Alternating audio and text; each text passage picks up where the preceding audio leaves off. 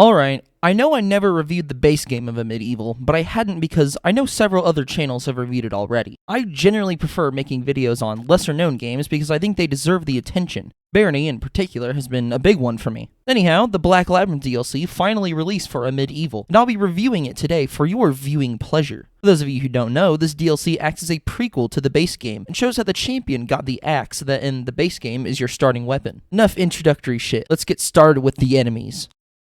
I like it, cut G. I'll first go over all the enemies from the DLC because all the levels share the same pool of them. This is immediately different from the base game because in that, each area has a unique set of enemies, but the amount per area is smaller. In the Black Labyrinth, every level shares the same enemies, but there's a slightly larger amount in total. The first one you encounter is the Tainted Warrior. These are fairly simple goons that swing a mace around, hoping to smash your skull in. A few punches or blasts from literally anything will get them out of the way. After them, you meet the Archers. They act as ranged fodder, but do not be fooled by their low placement on the totem pole. They can still fuck you up. Their arrows are pretty easy to dodge, but they leave a small pool of fire where they land, which when combined with other enemies can lead to death. The first big enemy is the Disciple of the Wind. They are a little tankier than Tainted Warriors, and their projectile will not only damage you, but also send you flying, potentially over a ledge. Then there's a couple reskins of the Warrior and the Archer, but they're actually different enough to be classified as separate enemies. There's the Veiled Warriors, which act mostly the same as the Tainted Warriors, but they will jump towards you at Mach 10. There's also the Hulking Warriors, which will appear in hordes during certain parts of a few levels. The idea is you use your soul mode to get rid of them. For the Archer, there's just the Archer Captains. They have a little more health and shoot explosive arrows. After the reskins, we have the Flying Squids, the most annoying enemy in the Black Labyrinth. As their description says, they fly around and shoot spikes at you, and are generally just a nuisance. Another enemy that is also annoying is the Magma Beast. I mainly find them annoying because of just how much damage it takes to kill them. On medium difficulty, it takes 2 blasts from the Celestial Claw to kill them. They run straight to you and breathe fire on you, which can rapidly roast you, causing imminent damage to your monitor. Less annoying is the Cloud Spirit, which will float around and shoot lightning at you. The final enemy to list, which is my favorite, is the Knight of the Labyrinth. They shoot a high damage magic blast at you and have a shield which will deflect any projectile. Overall, these enemies all work really well together. Even though 3 of them are reskins of 2 others, it doesn't really matter to me because they're made to be unique enough in what they do that it actually kind of helps that they are just similar enough that I can recognize, oh, this one's silver, so he's gonna jump around a shit ton. They're balanced just well enough that they perfectly ride the line between being challenging but not overly hard. And before I move on to the levels segment of the video, I'll talk about the 2 new weapons introduced in this DLC, as 2 is not Take-Two-esque video. The main one you'll use are your own damn fists, otherwise known as the Gauntlets of the Platinum Star. These act as your melee weapon and are appropriately meaty and strong, taking down most enemies in a few punches, with the downside of you are now within bludgeoning range yourself. The soul mode attack is a reference to the funny anime man who punches really fast, Goku. The second new weapon is the Void Splitter, which replaces the Eternum. When used, the Void Splitter shoots out these purple slash things that utterly destroy anything they touch. The Soul Mode attack does whatever you would define this as. These 2 weapons are very fun to kill things with, so I think the devs did a good job on that front.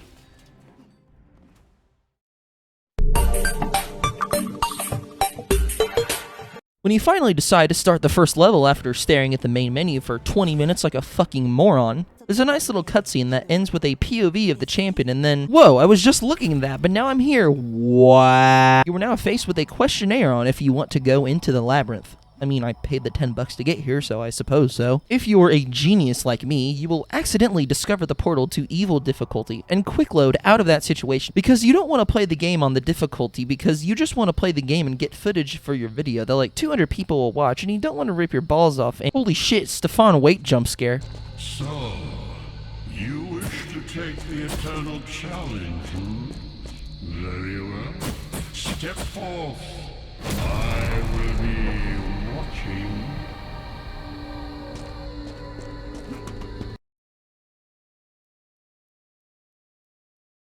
Welcome to the Dread Swamp. It's time to start killing whoever gets in the way of our righteous journey. Yeah, you thought that in the expansion titled The Black Labyrinth, you'd be starting in said labyrinth, but no, your sorry ass has got to get to it first, and this is the first part of that journey. Very nice swampy atmosphere, gotta love the rain and the water and the cheekily placed archers around every corner. The first dopamine spike occurs here when you do a little grave robbing and take this giant soul, and a horde of warriors spawn in. You are immediately encouraged to use soul mode and just beat the shit out of these guys. Very cathartic, very messy afterwards too. Here's a really smart thing I noticed with the archers. See how they're placed on this ledge over here? Now you would naturally be inclined to shoot them with the Whisper's Edge and get rid of them, but in the situation that you're out of mana, you can still just jump over there and punch them. That's cool. The level ends with a really cool usage of the fists where you punch this purple switch and the whole block goes flying, smashing the wall apart and opening the way out. Not without some opposition, of course. There's a group of archer captains on the other side, waiting for you to set them free. And you should set them free by killing them. Here's the first actual structure-based level in the game, the Mystic Temple. If you hadn't noticed by the end of the Dread Swamp, these levels are significantly longer than those in the base game. This makes sense when you realize there are only 9 levels, but this is honestly a nice contrast, because in the main game, it's a lot of generally short levels, but here we get a small amount of really big levels. I should probably talk about the level in the background now. Anyway, yeah, this place is cool, the architecture is nice, the enemy placements are good. I especially like this huge open area under this dome. That's pretty cool. So cool, in fact, that it gets used twice for 2 different encounters, because after the first one, you punch this statue and put a hole in the floor, and that sets off the security personnel of this holy place. After you drop through and run around a bit, we finally get a Star of Torment, so now we can do some real damage. Now, this last segment will go a bit different than usual. See, normally you go through this structure to open this big door and end the level, but we're gonna go a different way. Go behind the purple waterfall and shoot this switch to open a portal to the secret level. Ooh, very visually distinct. How foreboding.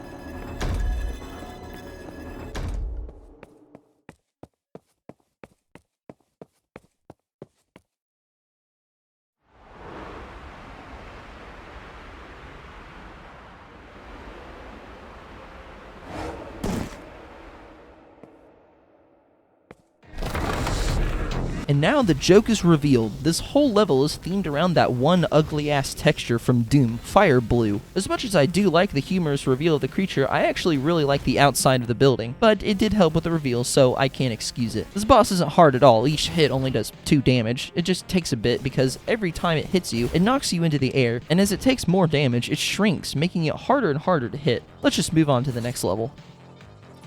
This level right here, this is my favorite in the whole expansion. It is just perfection. Look at this gorgeous view with the light illuminating the cave. And stairs, holy shit, I love stairs. They get me so excited that I jump off of them so I can experience them faster. And then I'm in a cave like Minecraft. Oh look, a celestial claw, like in Minecraft. And more punchy things, but now they propel you, very fun. Now we're riding on these pillars, high-speed thrills, and this switch makes the tower go down like the Halo Infinite player base. Here's a silly little secret.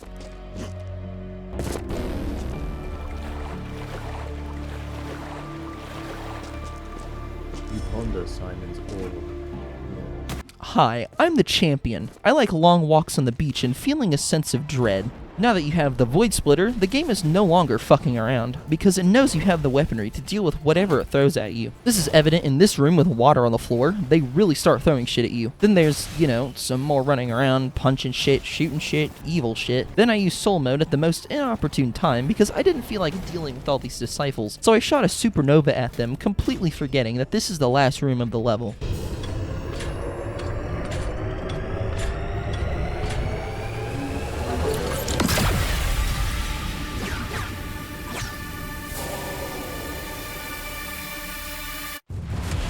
Doesn't matter much because this level makes up for my disappointment in myself. Thunder Castle is probably my second favorite level. The setting of a stormy night is very appealing, and the contrast of the colors everywhere is just beautiful. Lots of blue and gold with a little brown mixed in here and there. But the view of the castle is just gorgeous. 10 out of 10 atmosphere. I like the fact that if you jump in a particular way here, you can just skip a chunk of the level and grab the silver key immediately. Here's the second silly secret.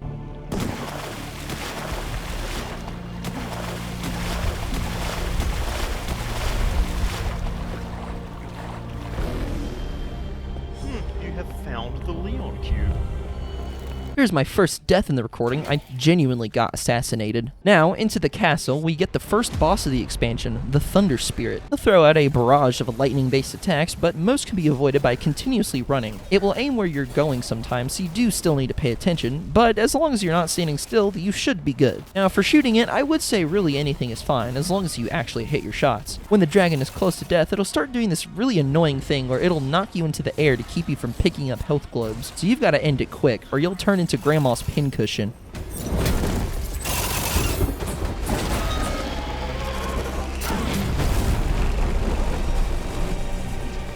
Holy shit, Stephon Wade jump scare. You have passed the first test. Now the labyrinth awaits you. Perhaps you will be the one. The journey to the labyrinth is finally over. The wall is where the true test begins and also marks the point where the levels really start to get longer. Something I noticed is that the labyrinth, or at least this part of it, uses the color scheme of the axe. Demons of the mountain are watching. I'm sure that doesn't mean anything. Oh, this starts a rather intense sequence where you're platforming on the swords being thrown at you, with the swords getting more and more accurate. No wonder no one's gotten the axe in a billion years. You're killing them before they even get a chance. This level is where the knights are first introduced, and you should expect to see them a lot from here on. They litter this place like bugs. Holy shit, an actual labyrinthian trap. This is freaking epic, Lois. From this point, the levels will actually start using things like traps and puzzles regularly. Mind you, these are not difficult puzzles. Even a chimp could solve them, which, when you think about it, really makes sense considering the people who play these games. I say this despite the fact that it took me more than one try to do the puzzle. Oh boy, I sure do hope I can grab this key. Oh man, you got me. Fuck! Now with my fists equipped, I jump into this hole to see what awaits me. Okay, so it's a level named The Hole. Don't really know what I was expecting. Maybe like a nice beach. Oh, wait, no, we already got that. How about a nice restaurant with a table reserved for me and a roasted hog on the table? Yes, that would be nice. But instead, we get The Hole. Definitely the most drab-looking level, purely because of the lack of color. The most common color here is stone gray, so you better get used to it. At this part, you go through a cave inside the cave you're already in. And actually, the first time I played the level, I went too slowly, and the torch power-up ran out. So I had to reload the save because I couldn't progress because it was too dark to see. After that, you do this interesting little bit where you're punching blocks out of the way so you can run up a slope and get on top of the block. And then there's a giant version of the spike wall we saw in the previous level, but this one doesn't stop moving. Really makes you think about the gods that made this labyrinth and what their true motives are. Holy shit, wind! I fucking love wind. Whenever I see it, I float up and down on it. I'm gonna refrain from continuing that joke. Putting the funny aside for the moment, this whole last segment of the level really annoyed me. Getting out of the water is always kind of finicky in this game, and having those archers up there does not help my health pool. And then I go to punch the switch and so I finally trudge through this water segment and go up an elevator, and I'm humbly reminded of the nature of this labyrinth by the mountain demons.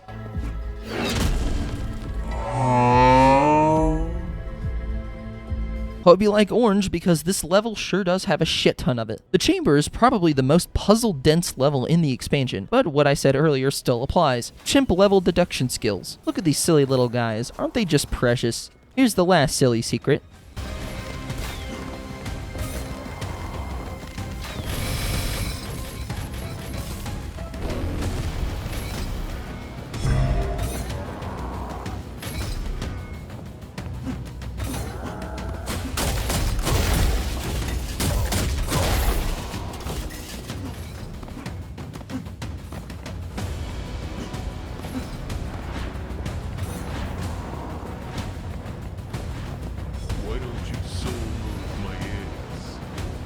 Bet you didn't realize this was secretly an achievement guide to the in-depth Fortnite achievement, did you? You were tricked and misled, just as I was when the funny TikTok Sisyphus boulder meme spawned in front of me and tried to crush me like a Looney Tunes character. Oh shit, secret enemy. Oh look, a puzzle. Now we have some nice little momentum-based maneuvers, seeing as that has been the main theme of this segment of the labyrinth. Hello, Thundercloud. In this clip, you can see I accidentally activated soul mode, so to remedy this total waste of resources, I killed myself with the power of the mighty sun. Guys, look, the flight power-up. You remember that, right? The rest of the level is a few little momentum or movement-based puzzles, and some straight-up nasty labyrinth knights placed in this super tight hallway. They wanted you to suffer, and suffer you shall. The final normal level of the expansion, the chamber, is even more orange than the last level. Oh, fuck you.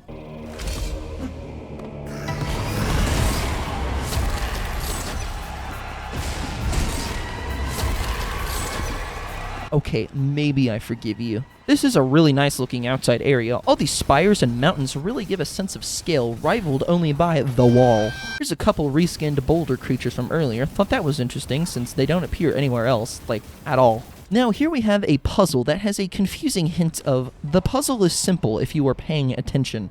I have zero idea what this means. The puzzle above is to find the 3 switches in the room that won't damage you and that will open the door. So I'm guessing one of the previous rooms shows a hint towards that solution, but I don't know what it is. I just brute force my way through, and I'm gonna assume most people will as well. Anyway, here's a funny bit. You break through this floor and reveal this punch switch, and when you hit it, it sends you backwards so hard you break through the floor and back into the previous room, making a path to go even higher when you use the switch again. The champion is so tough that being launched into a surface made of stone breaks the stone, leaving him completely fine. What a lad. Everything after that is kind of just more of the same. More really nice looking rooms with lots of enemies, lots of blood flying out of them. You know the drill by now. This secret under the stairs is gonna laugh at me though, that's for sure. You finally made it. Through all the shit and spikes and magma beasts and other heinous contraptions, you've made it to the challenge, and they have the balls to shut the door in your face. Well, shit. So instead, we're gonna take the side route, punch through an oddly teeth-shaped wall, kill some goons in the way, and grab this invisibility power-up to sneak our way in. And now, the axe is finally willing to face us. And I have mixed feelings about this boss fight. Okay, for one thing, I love how the axe looks. It is appropriately intimidating, and I like that. But when it comes to how the fight actually goes, I'm kind of on the fence about it. So you go through several phases, switching to a different arena whenever the boss loses a chunk of its HP, and it will also change what attack it does. Not really any problems there. However, it's when I get to this phase that something goes awry. So I finally get enough soul to enter soul mode, and so naturally I do. I also decide to use the most powerful weapon I have, the Void Splitter, to maximize the damage I'm doing to the boss. Now, this does so much damage that I effectively just skip the next 2 phases. This is where it gets really tricky. So normally during this phase, the boss will throw this extra axe head at you like a boomerang. This boomerang is separate from the boss and spawns immediately upon getting to this phase. So when I hit the boss one time with a Void Splitter and it does enough damage to go into the next phase, I don't know if this is a bug or if I'm supposed to hit the boomerang with something, but it just comes with us to the next phase, which just so happens to be the last phase, which is more of a playable cutscene because the axe takes all of your mana, so you just run up to it and punch it the rest of the way. Mind you, the boomerang is still in the room, and it did in fact kill me multiple times. I don't know if this is a bug or if it's on me for just using the Void Splitter, but I'm more inclined to believe it's a bug, since the axe dies and you pick it up, but the health bar and boomerang are still there? I watched a long play, and this didn't happen to them, so I don't know what the hell is going on here, but I thought I should mention it since it's happened both on my first playthrough and on my second for recording.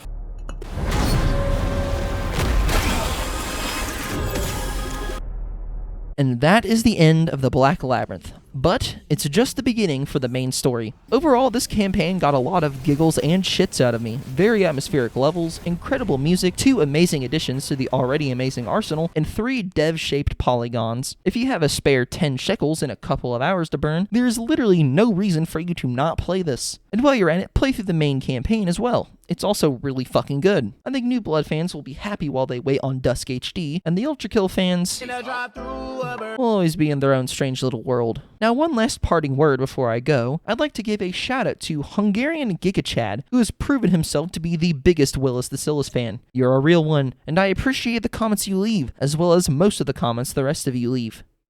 Most of them. Do subscribe, it would help my family a lot. You see, due to a rapid infestation of rats left over from the Barony videos, they have fallen victim to the Black Death, and now an increased number in YouTube subscribers is the only thing that can boost their immune systems back to full working order. More videos are on the way. In particular, Turbo Overkill Part 3 is coming. As good old Chris Chan would say, I'm working on it!